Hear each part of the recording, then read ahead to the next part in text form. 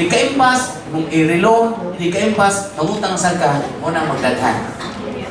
Ang imong muna yung tawag ng ato negosyo is what ang self-liquidating business.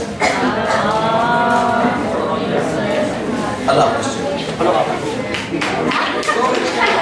Sir, sa ning business, ang many ups and downs, sir. Then, if na-down ka, sir, i-unsap to yung pag-overcome. So far, wala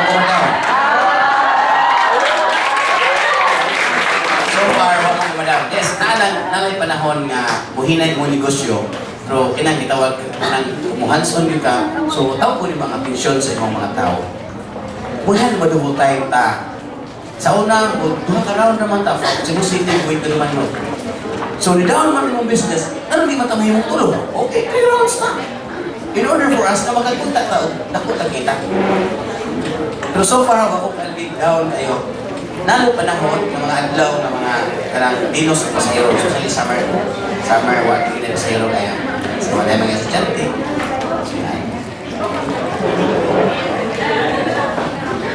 Any question? Ayaw mo pang tana o usap ba ng kasawahan? Gusto ko ko yun. Naakoy iro, duha. Si Rose o si Ginger. Question.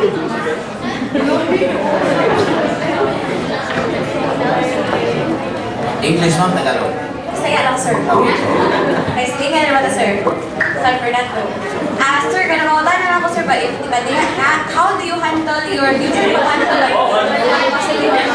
which is your kind of employees, sir, if wala sila ni coincide or wala sila ni ituman sa impihatan na standard operating procedure, sir, sa impactan. Mao na, kanang atong mga drivers and conductors, easy in, easy out ka na sila. So, kinahanglan na sila na himuhagin na silang taga-atensyon. Naaman tayo monthly meeting para pag-guide nila, pag-remind nila kung sa may mga angayan ng buhaton. Paghatag nila o informasyon kung sa may mga bagong mga kalambuan, no? In terms of negosyo. Pag kinahanglan sila, focus kung sa ilahang mga reminders, tanan ng mga aspecto, imo ginag-ipaabot nila. Diba? Ang mga behaviors sa driver, lahi lang. Lahi ka na sila. Hindi man sa professional. Professionals na in terms of driving because they are nagkukot na sila driver's license sa professional. But in terms of attitude, behavior, lahi ka na nila. Unang ako na po silang tuyugan, gustulahan, una, kung survive dito mga negosyo basta, hindi na po, namoy gap sa inyo ha. Uban po po, hingga po, amigo, ako ma-driver po ka na amigo, we can live as friend. But, in terms of yung trabaho, kailangan nag-research, amoy gap. Salamat sa imong maaniyag na tubag, sir. Ikaw may maaniyag. Okay, daghang salamat sa katong nangutana gyud. Alright, so this time we'd like you to give back to our Master of Ceremony. Okay, thank you. So at this moment, let's now have an awarding of certificate of recognition and token to our speaker, Mr. Jolito Flores. So may I call on Ms. Kishma Ana Arasa to be assisted by Mr. Jalmar Cabrera, our event director.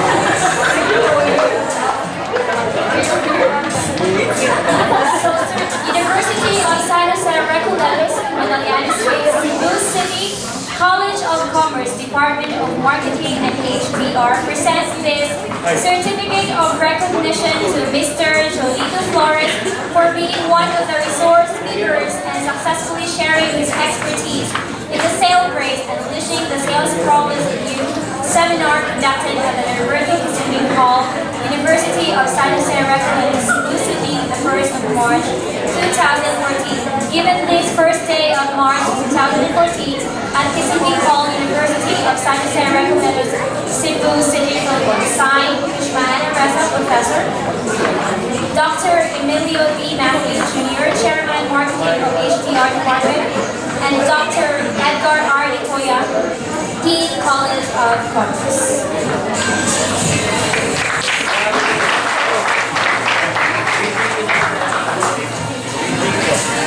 Thank you.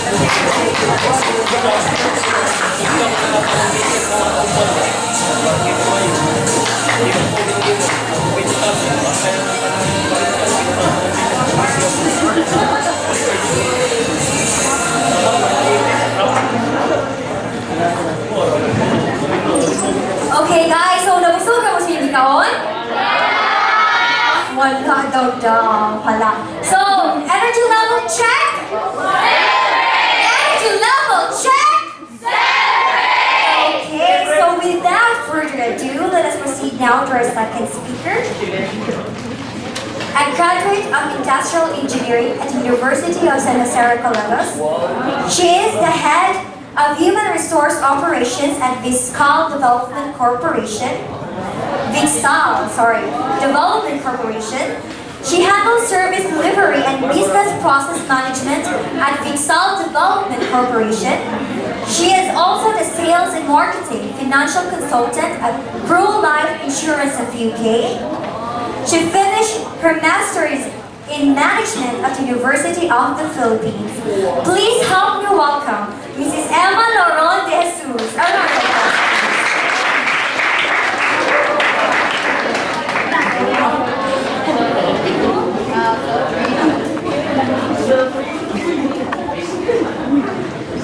Good afternoon, students.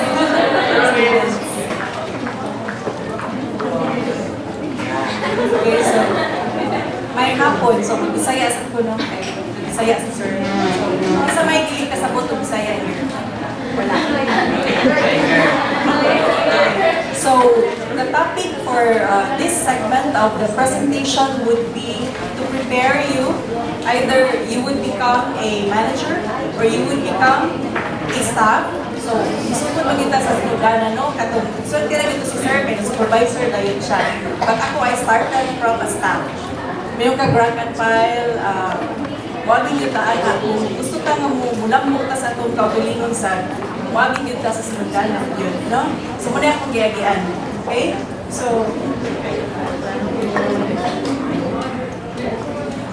when I was here I started here 1991, so I graduated. I actually first enrolled as a BSHRM, no? Human Resource, Hotel and Restaurant Management. Kay during the time, I enrolled myself. I was a PESPA scholar. Kay kanang wala sa bitaw. So I graduated valedictorian sa ako ang public school CSCST College of Agriculture. Who is familiar with that school, man? Sa Barili, masiguro na karon. College of Agriculture, CSCST.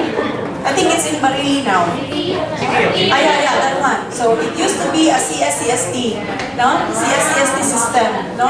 So I graduated in Lapong campus in 1991. So I enrolled in USJR. As I was a scholar, PESPA scholar. Napa by PESPA karon? Wala na. Private Education Students Financial Assistance. So that was the project of President Ramos, then President Fidel P. Ramos. So ako na di-avail kay wala sad ba wala. So mo toy akong avenue lang gyud para maka-school lang gyud. Kaya ana man gyud lang wala gyud ta. So we need to step up, level up para makuha nato atong dreams. Kay you have dreams, right? Yes. Sa may walay dream dire. Ha? Sa may inyong ultimate dream. What do you want to be?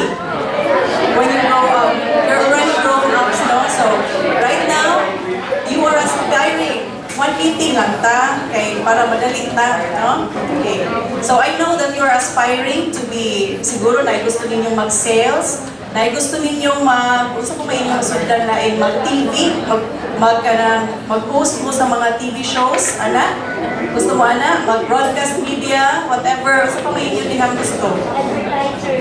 Gusto mong advertising? Advertiser?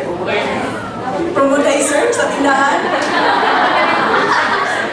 Pwede rin ang student, ang promodizer, no? Okay? So ako, I had a dream, sad like you. So my dream, my unang dream yun was to finish my studies, whatever it is, no?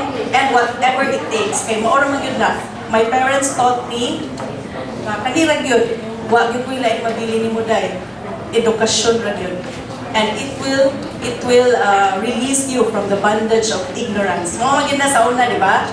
So, ito siya, I had a dream, nagkuhan ko, nanikamot sa high school, apil-apil sa tag mga contest, padala-padala sa tag mga conventions, kay naman yan sa CSSD, nga, mga future agricultural homemakers of the Philippines, so, apil-apil sa taana, And then, when I was in college, that was different.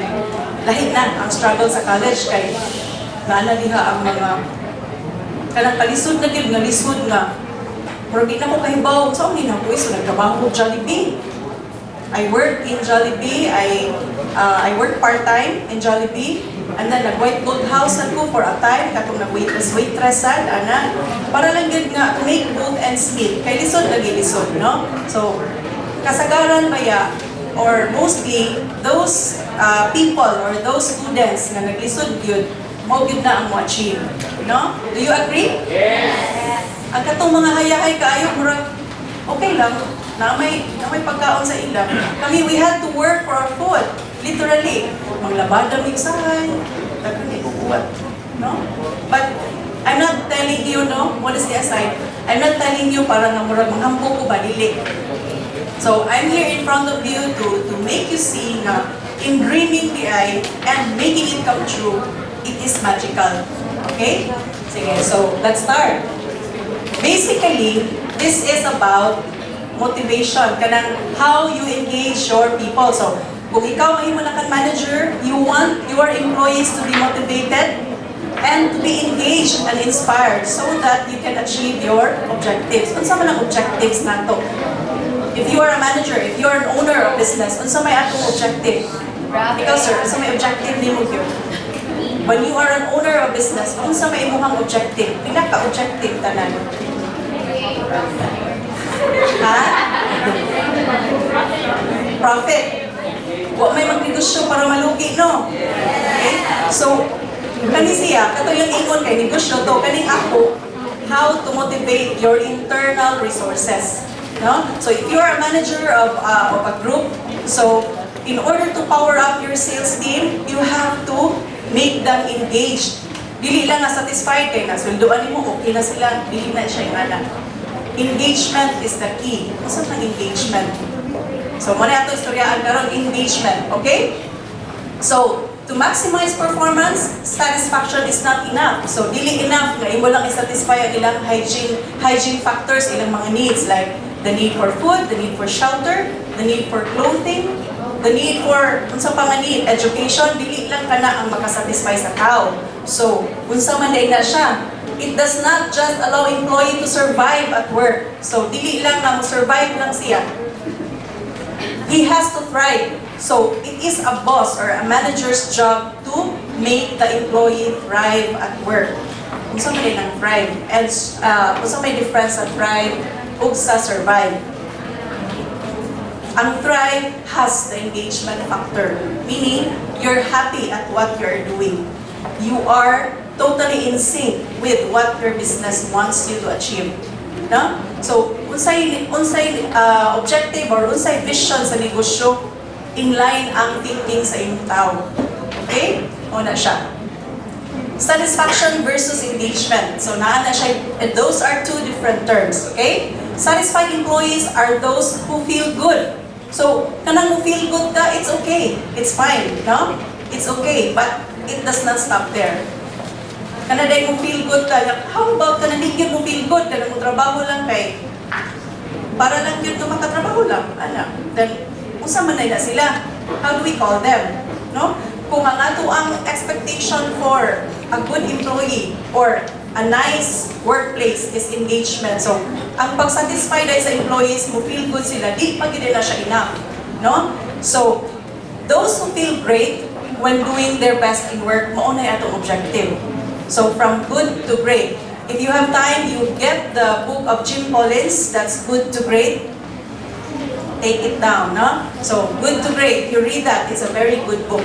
So you invest in your people for you to get the maximum engagement. Okay, next slide please. Okay, so as you can see in the slide, so is it clear to you there sa back? Okay, so engagement refers to the level of dedication, commitment, passion, innovation,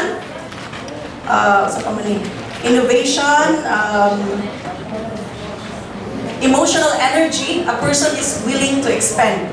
Na kung magtrabaho ka, dili lang ang imong gidadin ha, ang imong presence, no? It's not just the you being there and that's it, 8 to 5 you're there. It's not that, no? You have to have the level of dedication, meaning dedicated ka to achieve something. No? Kay you are there because you have a purpose to be there. A commitment, passion. Ano man ang passion? I think you already know what that means, no?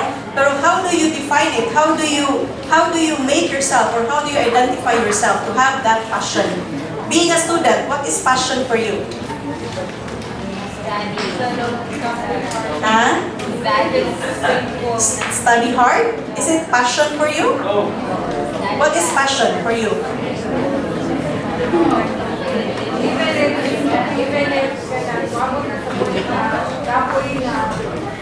You still persist because you have that dream in your heart, the passion to achieve that dream, no? Whatever it takes. So mao na siya passion na di gyud imulungan hangtod di manglagom, no? Aw hangtod nga mulagom imo gina siyang focus jud ka sa goal. That is passion, no?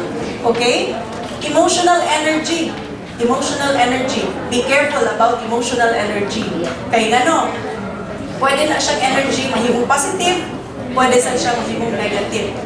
Kay yung positive nga energy, hindot kay kakakauban, hindi ka bugat. But if negative energy siya, you will absorb all the negative energies. Ang makikistorya nimo marag maluyasan. So, duha na siya ka klase. So, be careful about emotional energy kay it could be a two-edged sword. So, double-edged sword na siya. So, pwede na siya nga mo-influence of negativity na maluya ang imong mga kauban, no? So, be careful with that. Then, an engaged employee gives of their discretionary effort while demonstrating what subjectively might be called happiness. So, kung mubuhat ka, extra-minder ka, you do more than what is expected of you. That is passion. That is engagement. Okay? So, in your studies, sakto na ba nga makapasa, makakuha tag DOS 2.0? We want to achieve more, no? We want to achieve more. Kung pwede lang flat 1. No? So, mauna siya. So, if you have the passion to study, to read, to do everything to the best of your ability, ang result na niya would be very, very good. So, have the discipline of having the passion in your heart in whatever you do. Kay maura yun na. Kung marabaho na mo, dili naman libro niya tumahon, mga tao. So, be passionate about people. Sir, no? Be passionate about relationships. Kay what matters in this world is pila ka tao imong na touch in your lifetime. Maura yun na siya.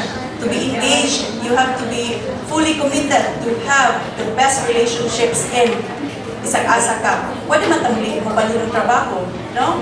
Pwede ta mabalhin ng trabaho, pwede ta magbalhin-balhin ng trabaho, and then ang matter gid ang relationship yun. Do not burn bridges. Kung biya na mo sa kumpanya, maintain the contacts, ayaw mo pangaway dito kay ngano, kung ka ba mo balik na gyapon mo diha. Okay? Kana, that is a good tip for you. Ayaw mo pangaway sa inyong previous employer. Ayaw i-badmouth ang inyong previous employer. Kaya mo balik na mo dito, given the chance. Dako na mo rango ibalik ninyo. Okay? And sa tutong ingon ni Sir, the very first opportunity that comes into your door, knocking into your door, grab it. Walay gamay og dako. No? Have you read katong nasa Facebook bitaw nga there was a lady or young woman na ay 6 floors. No, nakabasa man ito nga. Na siya chance na mamili og iyang partner sa kana na floors. So, siya sa first floor, wa siya kapili kay nana siya sa second floor na aditubid siguro ana. No? Pag-abot sa second, wala lang gyapon siya namili kay nagsige siya expect nga naa gyud sa pinakatumoy. Ano? Nakabasa man ito? And then sa 6th floor na realize niya nga wala na dito'y lalaki. So, ni-end up, wala din siya kakuha. So, sakto itong ingon ni Sir. Wala itlog sa 6th floor. Wala itlog.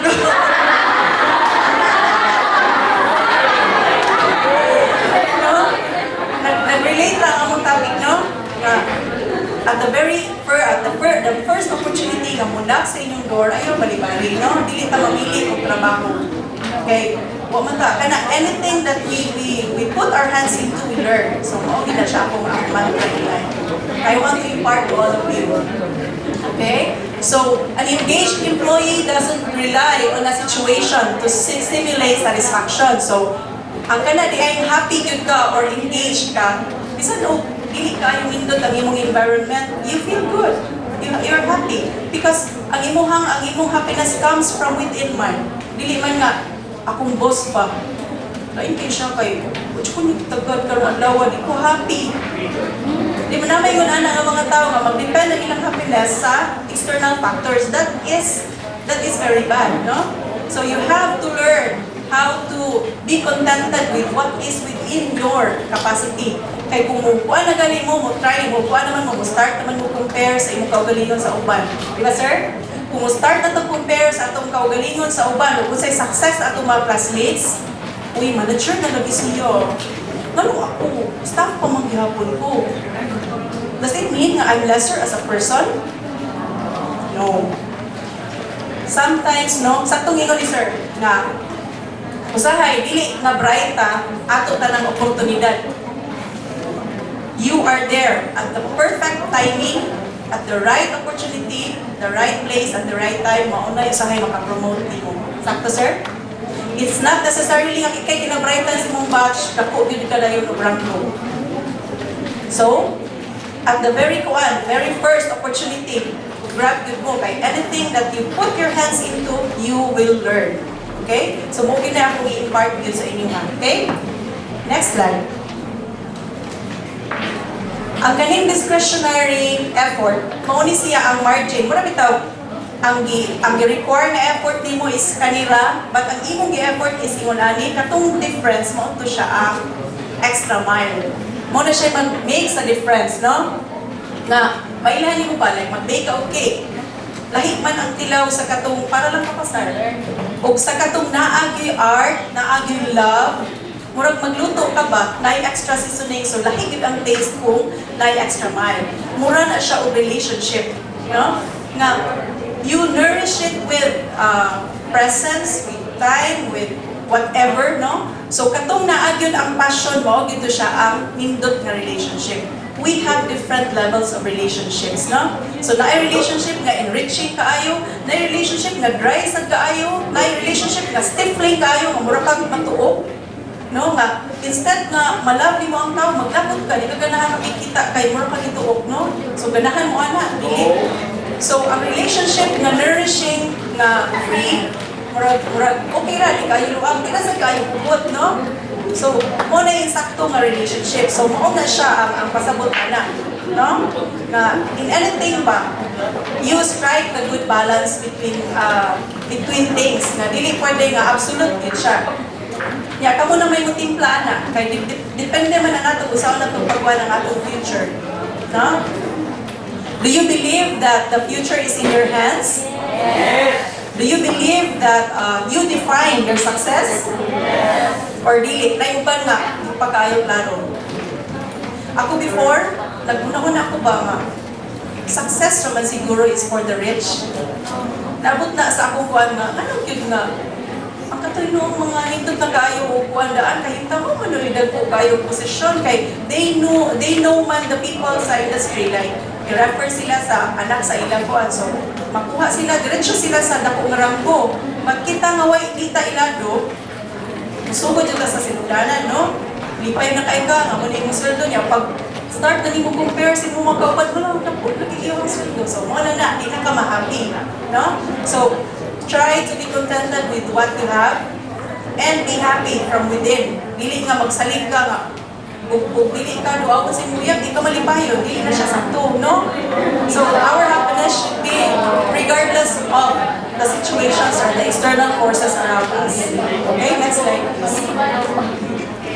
Okay, what engages employees man di ay? So, kung employee ta, mauni siya ang mga maka-engage na to.